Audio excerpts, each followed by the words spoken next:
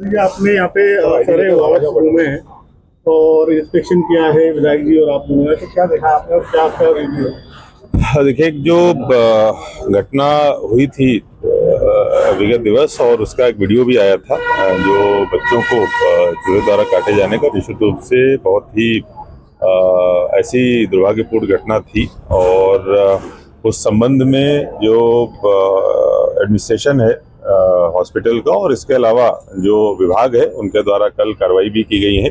उनमें 2 लोगों को सस्पेंड किया गया है, कुछ लोगों को शोकॉज नोटिस भी दिया गया है। स्टेट से अन्य जो जिम्मेदार यहाँ के उच्च स्तर के एडमिनिस्ट्रेटर हैं उनको भी नोटिस प्रदान किया गया है। निश्चित रूप से ऐसी चीज़ नहीं होनी चाहिए थी और जो भी इसमें एजेंसी है या जो भी इसके लिए जिम्मेदार लोग हैं अगर अन्य कोई भी जांच में पाए जाते हैं तो बहुत कड़ी कार्रवाई इस पर की जाएगी।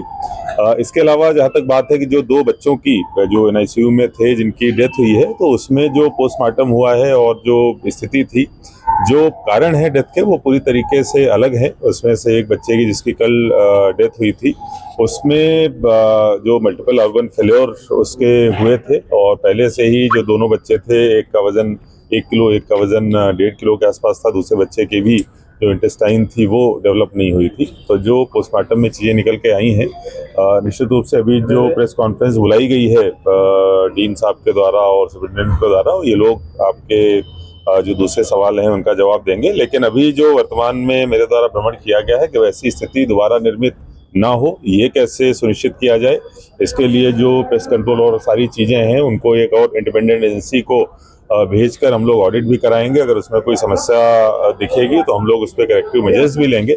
जो विभाग के द्वारा चिकित्सा विभाग के द्वारा कार्रवाइयाँ हुई हैं और जो जांच कमेटी बनाई गई है उसके आधार पर जो भी फाइंडिंग्स आएंगी उसके आधार पर उनके द्वारा कार्रवाई की जाएगी।